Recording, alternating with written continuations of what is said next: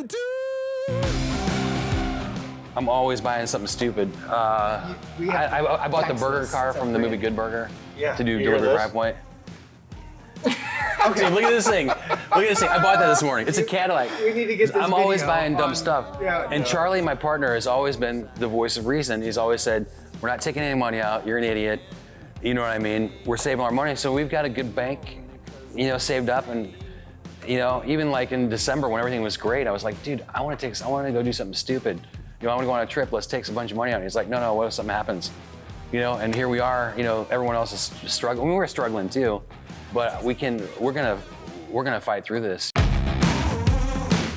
This is the Meat America Podcast, presented by Code 3 Spices, produced by Red Meat Lover. And now your host, Joey and Mike. Welcome back to another episode of the Meat America Podcast, presented by Code 3 Spices and sponsored by Grill Great at grillgreat.com, Rockwood Charcoal at rockwoodcharcoal.com, and retailers across the country, as well as Ardent Spirits. I'm Joey, aka the Chief Beef Officer, aka Joey Meatballs, and I'd like to introduce my host, Mike Radosevich. What's up, buddy? Code 3 Spices, how you doing, We're brother? hammering some out today. We're having fun, man. We just got done with Malcolm and Rochelle Reed.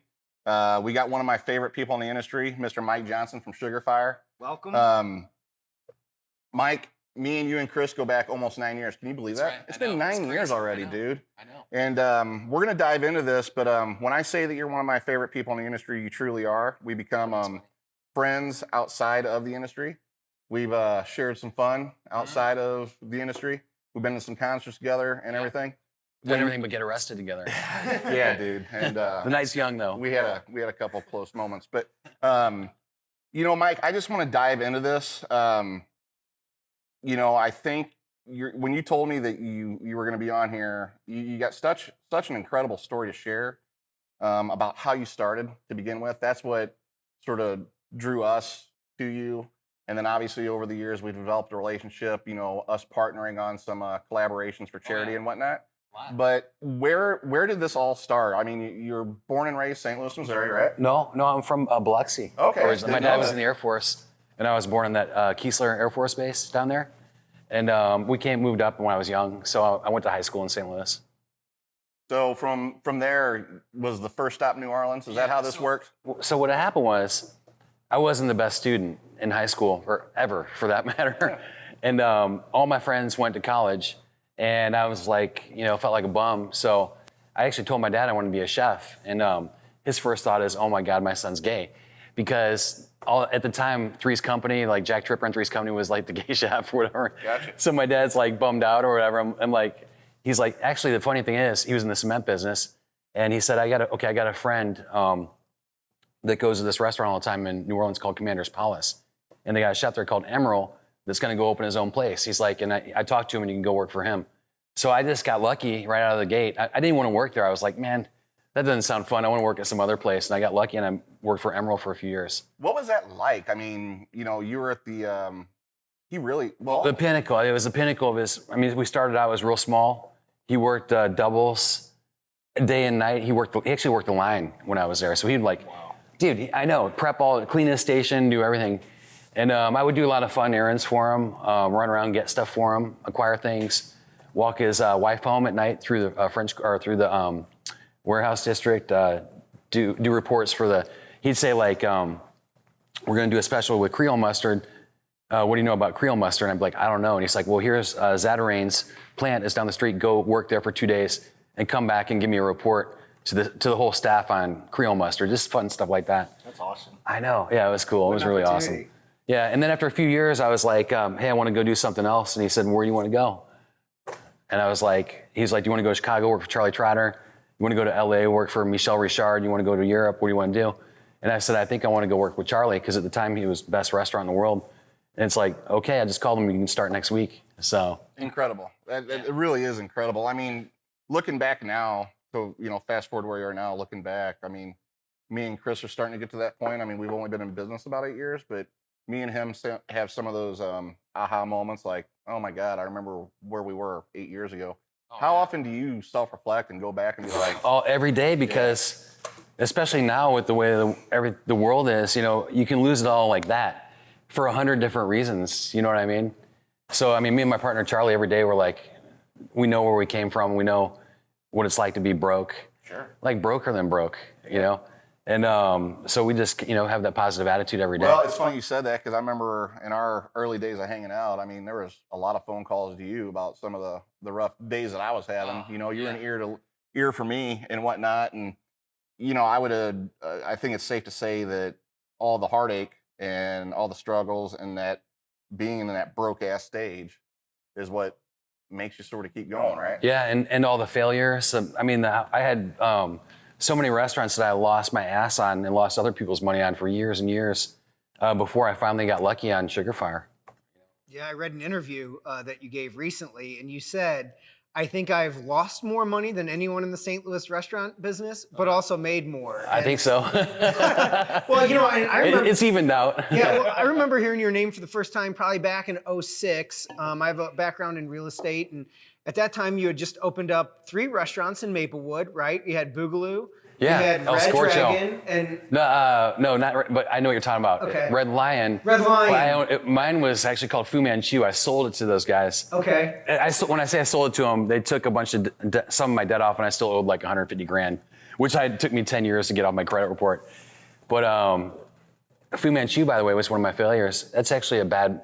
Asian people are offended by it, and I didn't know that. It was like a Pan-Asian tapas. Imagine opening a restaurant with an offensive name. Sure. It's not good. I didn't even knew that was offensive. Yeah. I know. I thought it was a cool mustache. It's not. Nobody likes it. So, but one of the questions I think that makes, one of the things that makes anyone successful is the ability to kind of, not look at it as failure, accept it as feedback about what did and didn't work. So can you help us understand the mindset of, okay, so, I mean, I always use the example of there's 2 people that kind of go through similar circumstances. One comes out and becomes very successful. The other one, it just eats them up. Yeah. What's that mindset that allowed you to keep going after getting that feedback? Having 4 kids and fear of being homeless. Fear is a good motivator, Fear is a phenomenal motivator. Yeah, I mean, fear of I've got one last chance. I remember before I opened Sugarfire, I was going to move to Colorado and try and be like an EMT or something because I was so burned out. And I felt so, I was like, man, I don't know nothing about restaurants. Why should I open? And actually, my ex-wife left, thank God.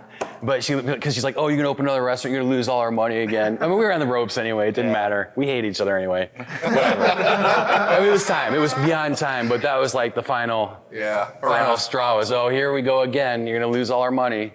Well, I mean, I don't think people, and Chris, we can talk on this for a second. You got some behind the scenes work at Sugarfire and Olivet. Yeah. And I mean, I bet that was an eye-opening experience. I remember when you first started doing that, and he'd come home, and or I'd see him at the shop or where we were, and he just looked spent. I mean, that's not easy, the buddy. number one lesson I learned is I don't want to open a restaurant. Yeah, right. It's crazy what goes down there to see these people. I mean, just the prep and what goes into it to serve food on a daily basis like that. Company-wide, we move 12 tons of meat a day.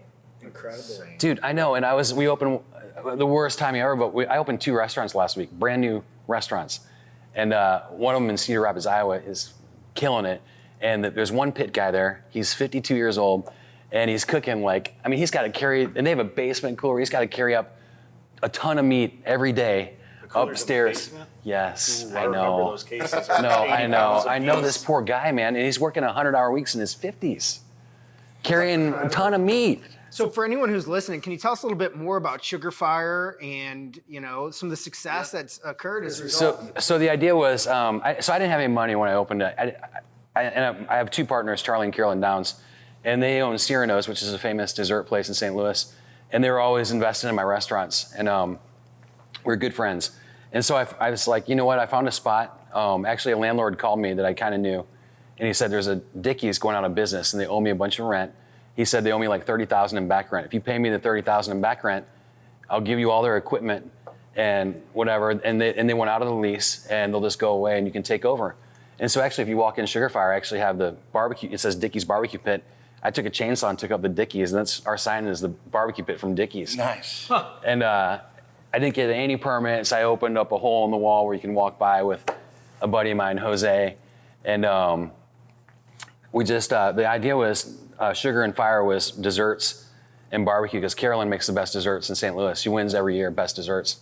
And that's basically it. Was really just to do old school barbecue, really good desserts. But with my chef background, like I can do like a smoke, veal brisket or like duck or the sides. There's always like slaw and potato salad and beans. But maybe I want to do a quinoa salad, or something crazy. That's actually one of my favorite parts. Sugarfire is that the sides, you have your barbecue staples, the beans and all that stuff, but there's always something different that these guys have 2 or 3 different sides every day you go in. And he puts those special sandwiches up and then puts the list of sides, and you can look right down that list, I know what I'm getting as soon as I walk in the door. And there's always an essence, because of my history with medicinal elements, you can get like some kind of hot Cheeto mac and cheese, or something crazy that only someone who eats Hot Pockets on a regular basis. Pulled bacon tacos. Yeah, something stupid, yeah. Well, let's hold on to that real quick because I want to revisit that. But, I got ripped up in an Instagram post about a year ago because I said a lot of chefs don't want to mess with barbecue. Because one, it's sort of out of their element. There's a lot of science behind it. But the more chefs that I talk to, a lot of them just purely don't mess with barbecue. Why is that? Well, I think a lot of them are going to try getting into it because as you watch, all these restaurants are going to close over the next few months. I read a review on Yelp about Yelp yesterday. Yelp put out a survey that 53% of the restaurants have told them they're permanently closed. And so there's all these chefs, in St. Louis especially, I've seen a lot of people over the years see our success. And they don't know what I've been through, or like the first year of me loading the pit, cutting the meat, running to Restaurant Depot, getting back by 11 o'clock, cutting meat all day.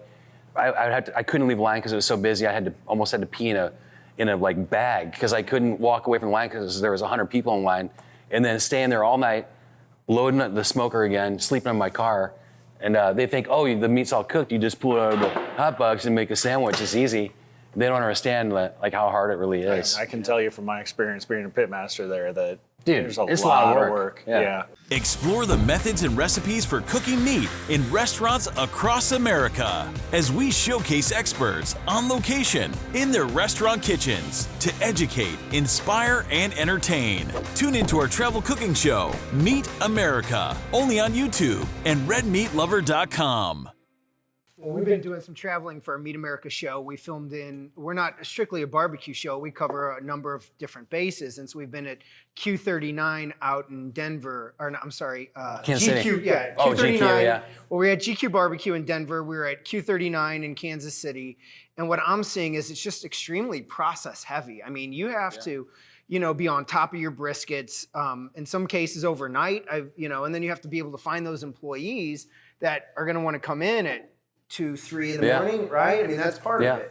Our guys come at 5, so the last person will leave at like 10, probably. But we have these old hickory smokers. We're not doing all wood like some. Well, I don't think GQ and Q39 is using old hickories too. So, what was your transition from the chef world? Because when I first met you, we had planned on going to. It was a Dave Matthews show, and you said, "I'm out of town right now." I'm pretty sure you were in Italy. What were you doing? You were doing something in Italy. Were you picking garlic? No, it's a crazy story. So I used to, for like 10 years, I was a companion on Delta, so I flew for free. And so a buddy of mine, which is like the greatest story ever, I don't think I should tell it in here, but he called. Do you want to hear it? It's the greatest story ever. Yeah, come on. I won't name him, but he's a well-known old hippie in St. Louis. Okay. And he is really super cool. He actually lives in Belize where he has a business that might not always be very legal. Mm-hmm. And he's from St. Louis. He comes here sometimes. He calls me and says, hey, and he used to be a chef. And he said, I'm going to go to Italy tomorrow and pick my own truffles. Do you want to go? And I'm like, look on my app on Delta, and they have open seats. So I'm like, screw it, I'll go. So we get to the airport, and I can smell the guy walking at me from like 100 yards away. And he looks like a bad character from Miami Vice. Like he's got balding, got too tan, got the ponytail. His eyes are shut. He's actually wearing one of those ponchos, like we call it drug rug. Yeah. He's actually wearing that. And like this crazy outfit. And he's walking at me, and I'm like, dude, you can't bring this on the airplane all the way to Europe. We're gonna get in trouble. And he's like, oh, I don't have anything on me. And I'm like, okay. So he's so stoned he can't even figure out his own ticket at the kiosk. So we get down to TSA. Lo and behold, they're taking him back. I see him taking his clothes off. And I'm like, well, okay, well, I guess I'm going by myself to Italy. And I go down and I'm sitting at the bar like a half hour later, here he comes shuffling down.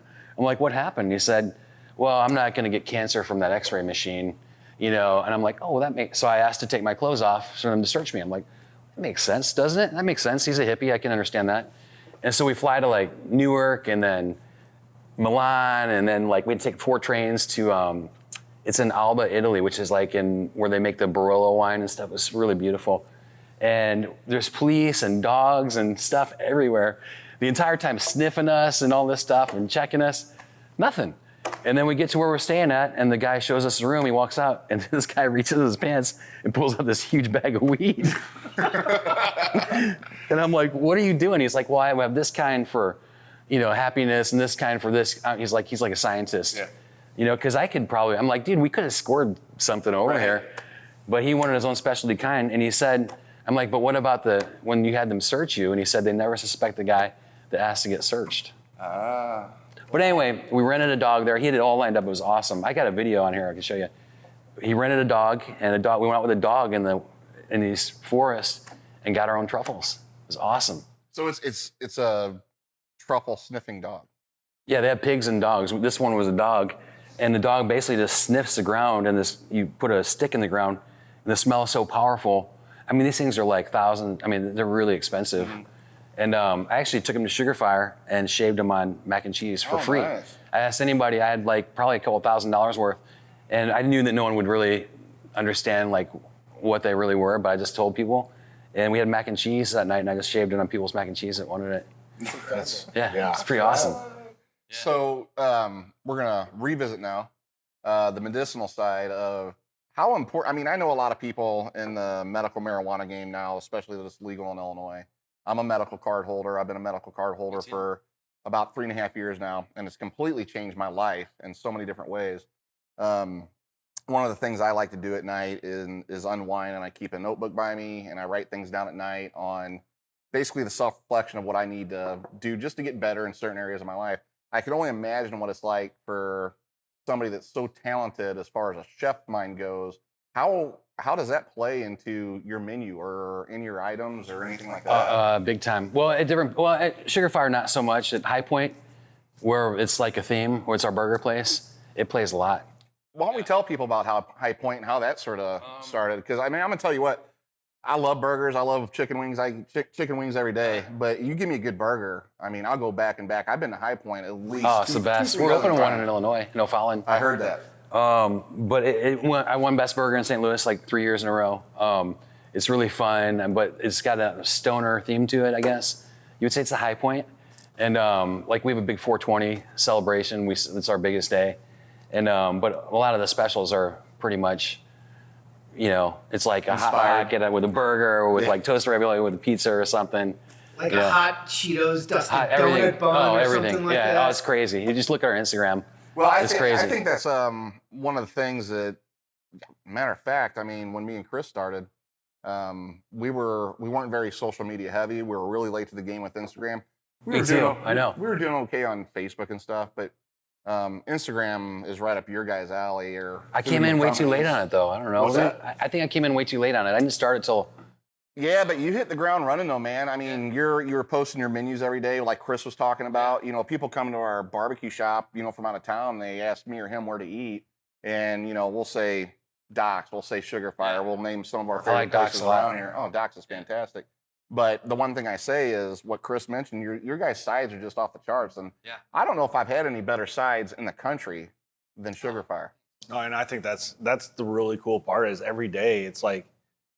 You come up with something. I mean, even something as simple as rack and cheese. Yeah, rack and oh, dude, come on. Yeah, it's the best. It's fantastic. Yeah, if we ever have any leftover ribs, we pull the meat off the next day and put it on the mac and cheese, rack and cheese. Sounds amazing. Fantastic. It's a favorite. I want to jump back to New Orleans for a second. I didn't really know that our paths may have actually crossed. I lived in New Orleans for about 4 years. I too worked. Oh, dude, I'm so much older than you. Really? I mean, I'm 49. Okay, then you are. I guess you know. I couldn't really old tell. As hell. Yeah, I know. I appreciate it. So because I guess when you were down there, you were working at his Nola's restaurant. Or? I was there before Nola on St. Louis Street, right there in the French Quarter. No, I was there. I helped open that though. Okay, I actually bussed tables at his restaurant. At NOLA? At Delmonico's. Oh, Delmonico. Was a chef there named Dwight. He was about almost 7 foot tall guy. Tall guy. Yeah. Skinny. Yes, but I don't remember the names because I'm going back about 18 years. And, yeah, Dwight. It was probably this guy, Dwight. That was a good friend of mine. Yeah. Yeah, but very interesting concept. And, that's really where I was really introduced to, next level food. I mean, just being in New Delmonico Orleans is awesome. in general. And then, Emerald was out in Vegas and down in Orlando and kind of moving around at that point in time. But can you share with us, what's something that you learned either from him or from the culture of New Orleans that's kind of stuck with you about your food craft? Just really, for one thing I learned from him that I really take today is it's hospitality. It's called the hospitality business for a reason. You got to be hospitable to everybody, and people are coming in. They got their own problems. They want to come in and they don't want to know that the server is or like you're having a bad day. You always got to be on your game, and you always got to treat people with respect and treat them nice and give them what they want. Like you can honestly go into I don't want to say all Sugarfires because there's franchises. I don't want to upset anybody, but if you come to any of my restaurants and you say, I think I want sushi. You know what I mean? I'll be like, okay, we have that.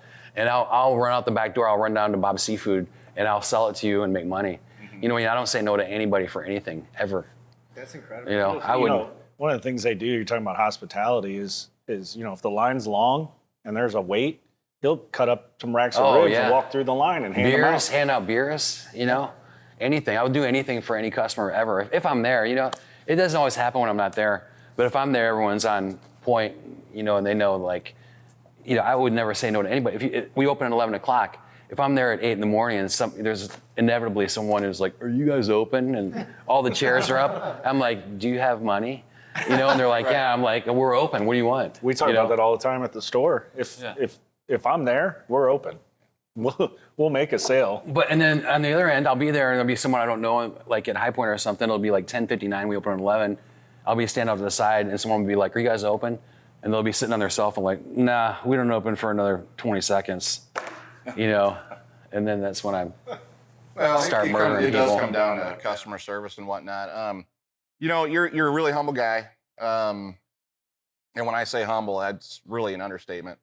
You've done some incredible things in this industry, and you're used to cameras. You're no stranger to them. When you look like this, it's what it's what the people need right now, especially in this day and age. Right. No, I get it, but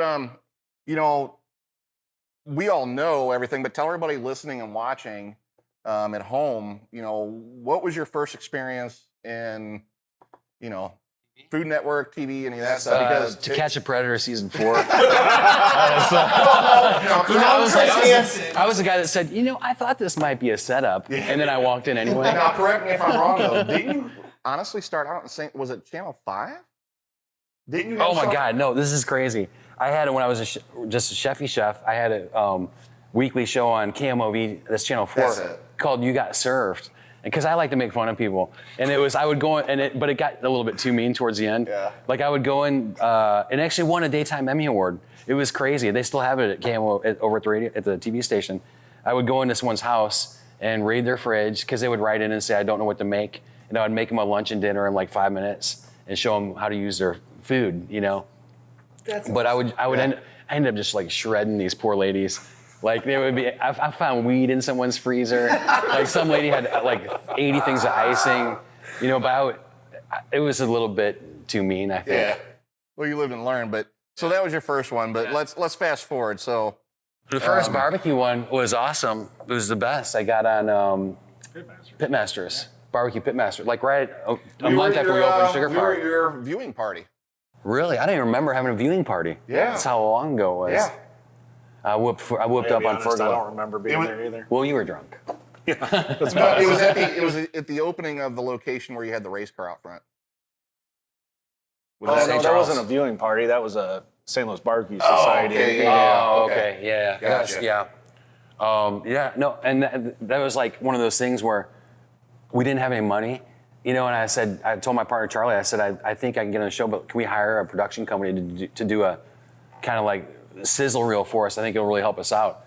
And it was like $1,500, and we're like, he's like, I don't think so. I don't know. I'm like, oh, please, let's do it, please. And we spent like $1,500 and put together a video, and I just ran my mouth on Memphis barbecue or something because it was supposed to be Kansas City, Memphis, like different cities. And I got in the Kansas City episode. Gotcha. So, but it worked. It was that awesome. was with our buddies from Fergalicious. Yeah, the Slaps. Yeah, I'm still best friends. They're my best friends in the world. Good Both guys. of them. They're good guys, man. Slaps had put a sandwich. They named a sandwich after me. It's on their menu. It's the Mike Johnson. And it's the best sandwich in Kansas City. It's one. That's awesome. Oh, they can never take it off the menu. It's the dumbest name ever for a sandwich. All right, They can never take it off their menu. so after barbecue pitmasters, then it was what? Yeah, I did a Bobby Flay, I think. I got robbed. I won the first round. I schooled some.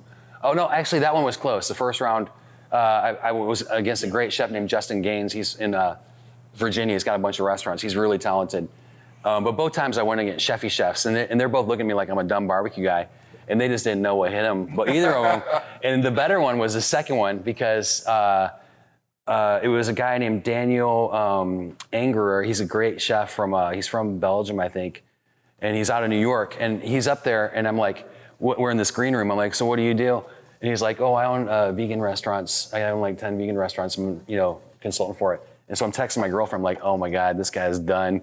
And the producer comes in and she says, Daniel, okay, I'm going to come out. I'm going to talk about how you've won best restaurant in New York twice and you've won 3 James Beard Awards. And I was like, what? I'm like, what? Yeah. And he's like, oh yeah. He's like, that was like a long time ago. Now I'm making money doing these vegan restaurants. I'm in Australia and Europe. I'm like, oh, and then but I put it to him. He was crying. Yeah. I What put was it the to him. ingredient? He had seafood. He won best seafood restaurant in New York, and it was like halibut. But he didn't. It happened so fast, and maybe it was his first time doing something like that. Oh no, he won Iron Chef.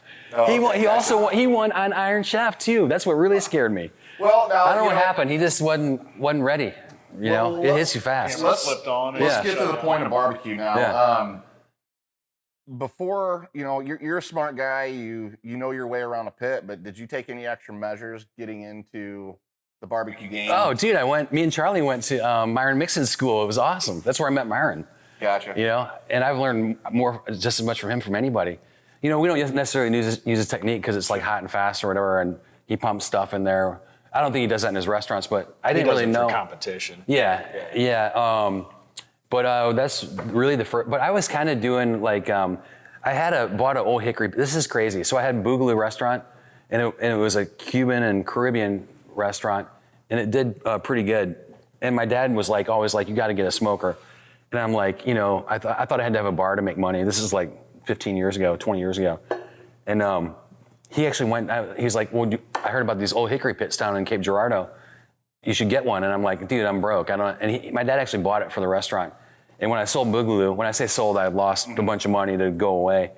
My only thing was I took my Old Hickory pit. It was an ELEC, so it was kind of medium sized. But I've been using that at Boogaloo for like 5 years probably, doing ribs and brisket and chicken, jerk chicken, a lot of that. And pork butts, a lot of pork butts. So I was kind of practicing on that.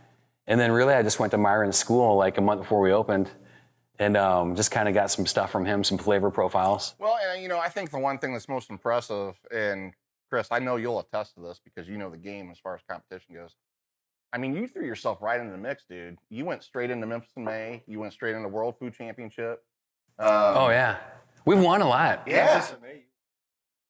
Dude, I'm the 2-time seafood world champion. Yeah. I'm the potato Was there world any special champion. ingredients on The that baked you bean. used? I won baked bean world champion, the sandwich world champion. I won 5 world championships. That's badass. But nothing good. Like nothing like ribs or chicken or like brisket or pork butt. What kind of seasoning did you use I on ain't your telling World you nothing. Championship? No, I'm telling you. Your Can you seafood text me the recipe? seafood picture? Oh, dude. But I did them different. I did 2 different things because I wanted to do different stuff. Yeah. The one time I did So you won the world championship in seafood twice. and then changed it the Yeah, next and year. won the next year. Yeah, it was something insane. different. If I'm not mistaken, you took some Sea Dog Cajun with you. Yeah. Oh, that's right. No, I put the Sea Dog. That's right. I put the code 3 on there. And it wasn't I did. good enough, so the following year you said. So he changed it. See, do you want to hear something awesome? I won baked beans last year at the Royal, which I think is pretty cool. That's cool. That's really cool. And I put one of Rich Fergala's burn ends. It was like the best burn end I ever had. He was in the because it's that you turn them in after they do what's first, the invitationals first, and then then the open. So he was in the invitational, and I went down and got one of his burn ends. I said, "Can I have some for my beans?" he said, yeah. I was like, oh man, these are awesome. And he's like all dancing around, thinking he's gonna win. He got like last place. And I was like, yeah. Something funny happened with his table or something, and he was all heartbroken.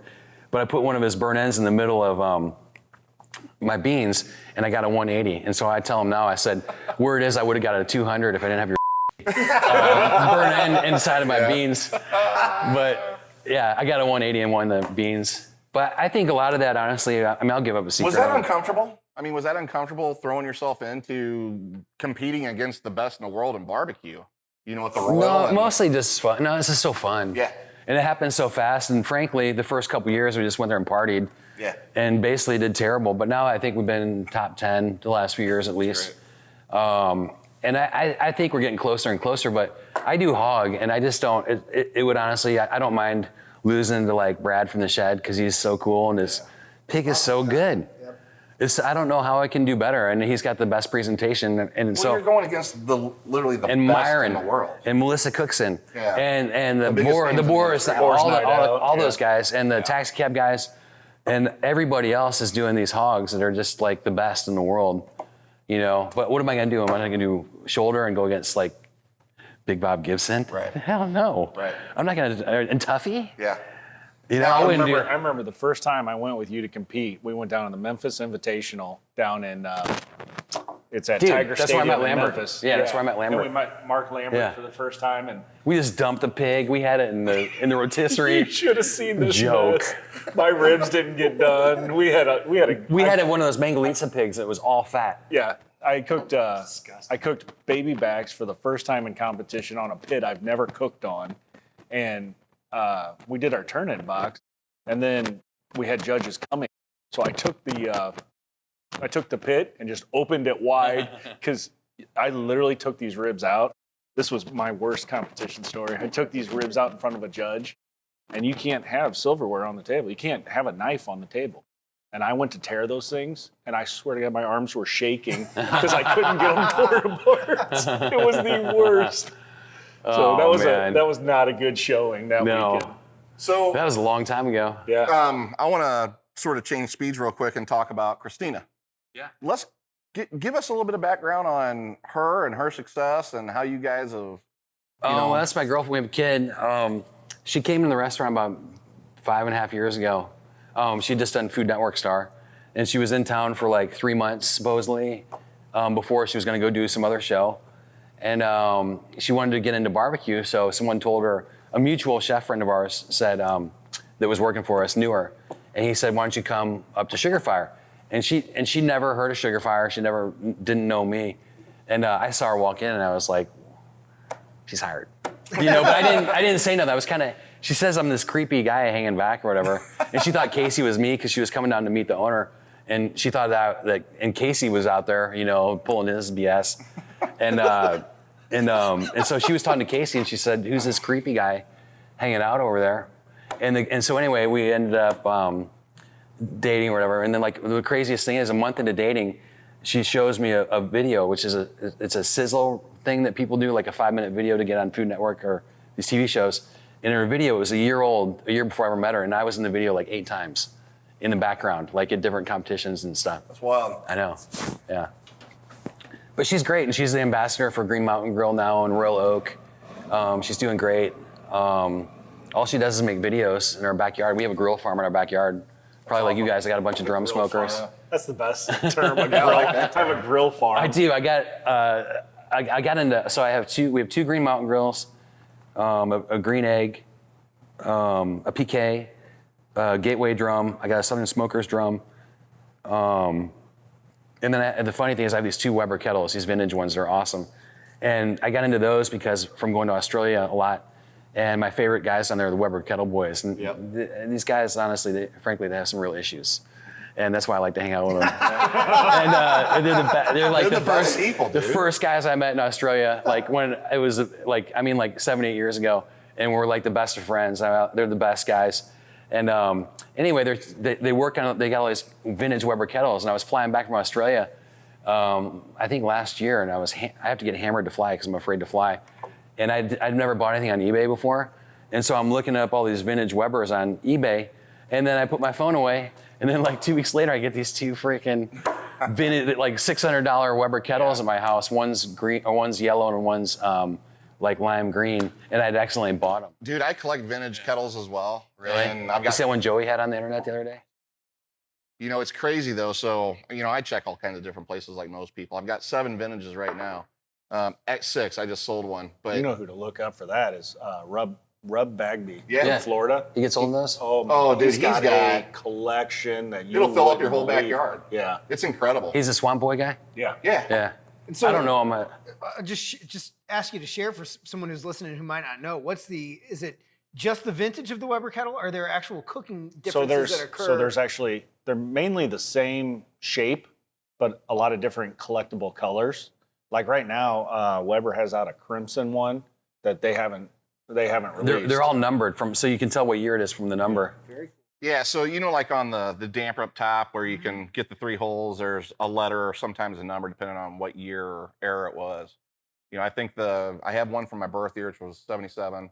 I got one, well, I've got a 72 as well, but I just fell in love with them. I mean, The best. That's what I use the most. nostalgia, Yeah. right? And they look so cool too. they do. Yeah, I love them. Yeah, you get into like the lime green. and I got the lime yellows green and one. Oh, I stuff. love the lime Yeah. green one. Yeah. Those are different. There's American flag printed ones. Oh yeah, there's a Simpsons one I saw on the internet the other day. Yeah, I mean they've got it. The market for this is insanity, and it's. I'm hoping that you Weber just kettle- said $600 later, you had 2 grills show up. I live north of the Galleria in Clayton, and there's a Weber kettle grill there that You want the big one outside? if they go out of business, I'm gonna steal it.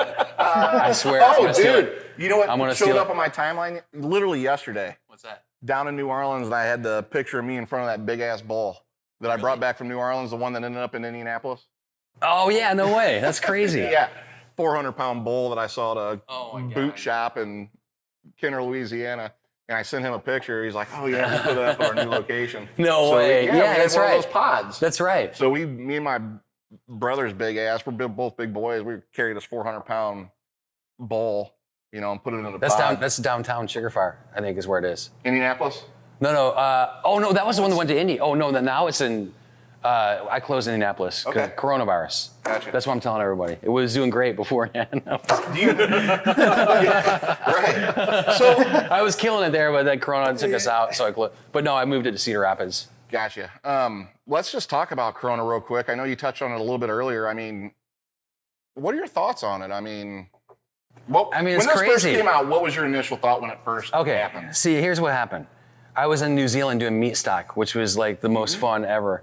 And it was just starting. This is like in mid-February, and everyone's like, "Are you sure?" And I'm like, "This is stupid. It's not going to happen." You know, I was even making jokes. I see people with face masks in the airport, and we'd be like, "Oh yeah, look out!" You know. And then all of a sudden, I got back, and like I look at my phone, like they canceled the NBA season. What the? Yeah. You know what I mean? That's when I knew it was real. And then I just every day was like, you know. And then we were at the National Barbecue League up in Kansas City. And they canceled that, and they canceled the basketball tournament. Stock had to move, right? The whole year was canceled the whole year. No, I we mean, canceled MBBQA. We canceled, I mean, everything. MLB season, you know. Everything's canceled, and then, but it's so hard on restaurants because it's the hardest thing I've ever dealt with. I mean, by far. I mean, it's devastating to our industry. I mean, I get kind of weirded out because everyone's crying about the restaurant industry all the time, and it seems like every industry is jacked, and it just seems to me like everyone's like, "Oh, give us money, give us money." It sucks, you know. So there's that aspect of it, but it's really taking us out, man. I mean, you can't. They want, you know, some people. I got death threats for remaining open. Like literally, I got death threats. People calling in saying, "You shouldn't be open." You know, terrible, man. dude, it's crazy. It really It's is crazy. And terrible. then That's other people, bullshit. if you didn't open, then you got people going, "Oh, you should be open. Why are you not open?" You know. So it's all you can't make anybody happy anymore. And I was Yeah. talking to a general manager at one of the restaurants we filmed at Wichita, high-end steakhouse, and he said, "Joe, it's just the nature of the restaurant business. A lot of the employees here rely on that money, you know." And so I think the impact to the industry, but also all the people that served it, has just been kind of tremendous. Dude, I mean, everything. Like our downtown Sugarfire and Hi-Pointe have always been our best stores. I mean, they're doing terrible because they rely on tourism, the convention center, and sports. The Blues and the Cardinals, that's over. And then also no one's working downtown. Right. So Everybody's working from home, so they're not in the city. I know, and I don't think they're all coming back either. You know what I mean? A lot of companies have decided to sell off their buildings and have everybody just work from home. Yeah, and then there's the other thing, there's so many other aspects to it too. Like at Hi-Pointe, when this was getting scary a few months ago, so there was a group text with everyone at the restaurant, and some guy that works there was like, I got coronavirus. And then everyone's like, oh my God, we got to close for 2 weeks. And then, 6 hours later, it's like, oh, wait a minute, no, I'm fine.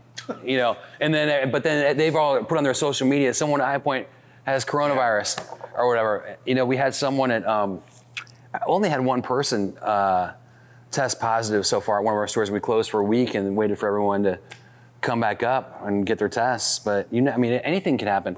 Restaurants are closing now. I saw Herbie's in Clayton close because a customer had said they went there and they had coronavirus, so he had to close. Yeah. So anything can happen. So you mentioned earlier, you think you referenced a study, 50% of restaurants, 54% may never reopen. Yeah. But assuming the demand is still there, what's the future? Does that just mean you're going out and buying up new restaurants at 30 cents I'm doing it. Yeah. Is that pretty much? Yeah, we are. Yeah, we're on the lookout. Yeah.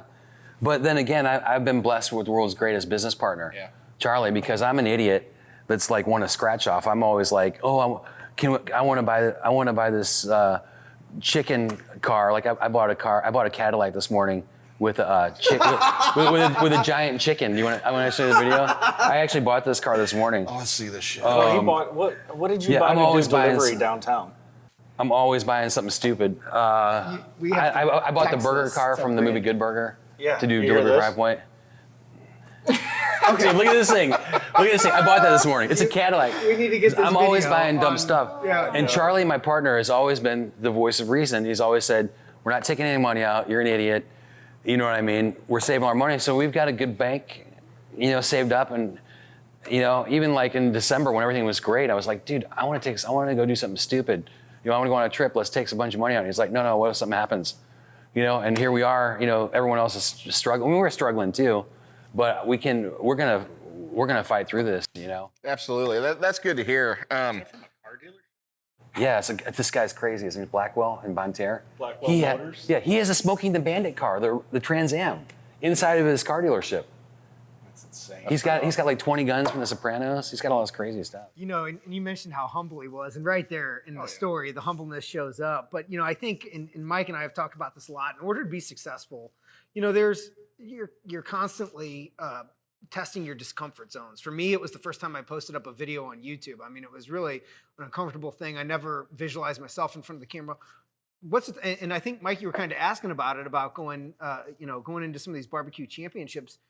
But has there been a time where you've really stretched past your comfort zone and really stepped into something where it's like, I don't know, but you did it anyway? The only time I've done that is when I've had to talk in front of a bunch of people. I don't like big crowds. And Schnucks, they had a big it was probably, it was on my way to New Zealand. So it was in February. They had their whole company meeting. It was like thousands of people. And they asked me to come talk to them about what I've done. And they had me, and they had, he was a famous football player that owns like a bunch of Taco Bells now. He's older, from St. Louis. I forget his name. I had a couple people, but I had to talk in front of like thousands of people. And I was terrified. So I don't like that much. That's the only time. I'm not a public speaker. No, I can talk. 10 people. Like we opened a fried chicken restaurant a couple weeks ago, and there's like 30 new teenagers there, and I'm like scared to talk in front of them. Yeah, Seinfeld has a joke about that. He says basically, if you're going to, people's number one fear is public speaking. Number two is death. So if you're going to a funeral, odds are you'd prefer to be in the casket rather than giving the eulogy, which I've thought is an interesting, Before we run out of time, I want to touch on something. So, Joe, as you brought it up, I think on our very first podcast, with us donating back to first responder and military organizations, specializing in, the widows of the fallen, PTSD awareness, suicide prevention and whatnot. So when me and Chris first got together and started our company, I didn't even ask Mike to do this. He offered to join in with us and help raise money to give back to Backstoppers, which is a local organization. And it's really a tremendous organization. I mean, unfortunately, St. Louis is sort of a hotbed for officer fatalities, especially officer-involved shootings and whatnot. It can be pretty rough city time. Oh, yeah. Sometimes. it. But with that said, we teamed up, and I was like, Mike, well, how are we going to do this? He's like, give me some of your reps. He goes, we'll run some specials. and we could team up, and that way we can. And this is right when me and Chris first started going.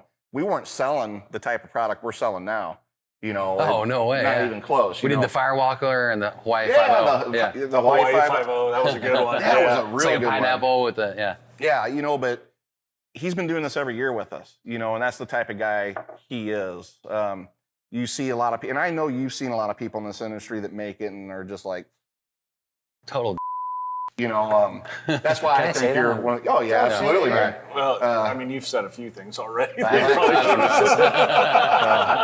afternoon episodes are a little bit more relaxed. I haven't even started drinking yet, but it means a lot, and it shows a lot about who you are as a person. It shows a lot about who you associate yourself with Sugarfire and everything else. And just knowing that there's restaurants out there that are charitable that want to team up with little guys like us at the time, and I think to date, between you and us together, I want to say, I think we're over $50,000. Wow, that's crazy. That's huge. $50,000, and I'm probably off a little bit too. So we're gonna keep doing what we're doing, and we're just really grateful to, Thanks, have you man. as That a was partner awesome. on Thank that, you. man. Yeah, even more than that. I mean, we're about out of time, so just grateful. We just got it. We just started. What is this, 20 minutes? It feels like it, but it's actually. Well, we were supposed to start at 3:30, I think. What happened? I don't know. I saw the text. Are you close? I'm like, scheduling error.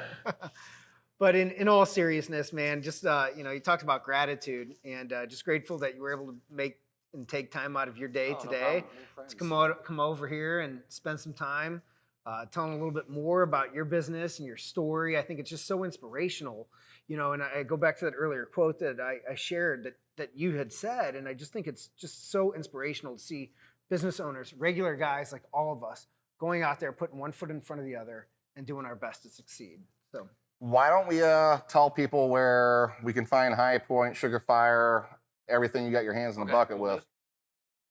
Yeah, well, let's talk about it real quick. Let's close it out with that. okay, we got the Boathouse in Forest Park. Okay, and which is an iconic restaurant. It's wonderful. Sierra Nose and Webster, which is a dessert place, most romantic restaurant in St. Louis. There's 2 Hi-Pointes, kind of like in Midtown, Skinker and McCausland, and then one downtown. And then we have one coming in O'Fallon, Illinois. And then we're doing something called the little one at the Foundry called the Little High, and which I thought was pretty funny. Cool. I think it's funny. And then I opened a new fried chicken place called Chicken Out. That's at Delmar and Skinker. That's doing great. And then Sugarfires, we have 16 or 17 of them, and they're all around St. Louis. Out of town, we have Denver. I closed Indianapolis. It's not coming back. Cincinnati. Farmington, Cape Girardeau. We just opened one in Cedar Rapids, Iowa. But mostly, like every part of St. Louis has one. A beautiful one in Wentzville. That's probably the nicest one. Me and you were going to that Dave Matthews show, and we were talking about Twitter, and we can cut this out if you want. But you're like, you know what I like doing? I was like, oh God, I have no idea what he's gonna say. I'm He's scared. like, when people make the news and stuff, I go on Twitter and I research them. You remember telling me that? Like, if somebody's on the news, you'll like go find them on social media and stuff. Oh, I friend, like when someone does something crazy, I'll like friend them on Facebook. Like there was this like a male steward one time on an airplane. He like threw the emergency exit door open and like dove out of the plane or something. And I saw his name was like, and I friended him on Facebook. Just anytime anybody does anything idiotic, I'll be friends with him. But so Sugarfire Smoke House on Twitter, Instagram, Facebook. And Hi-Pointe Drive-In, Chicken Out Chicken. And you said that one I just saw that one just opened within the last couple of weeks. Yeah, that's the one I showed you, the chicken car. That's awesome. And we have I bought have you ever seen the movie Good Burger? I bought the car from the movie. The title says Paramount. It's incredible. That's going to be ready. I bought it about a year ago, and that'll be ready in the next week or so. Awesome. We're going to be doing deliveries and that. That should be fun. Well, Joe, you want to close us out? Yeah, I mean, geez, after hearing that list, sounds like you got a lot of free time on your hands. I feel bad. Is this going to be okay following Malcolm with this, or is this going to be weak? Because Malcolm's my hero. Yeah, he's a lot of people's heroes, man. He's one of the best dudes around. I know. One of the best dudes People around. have been texting us asking, why didn't you tell me Malcolm was in town? We're like, because we didn't want a line out the door. Yeah, exactly. No, it's been a great conversation. As I mentioned earlier, just grateful for the time and energy and the stories, and hope everyone at home enjoyed it as well. I invite you to follow us, not only follow us, follow Mike and all his restaurants, Code 3 Spices, and follow us as we continue to meet America. Subscribe to our podcast and YouTube channel at redmeatlover.com. And learn more at meetamericapodcast.com.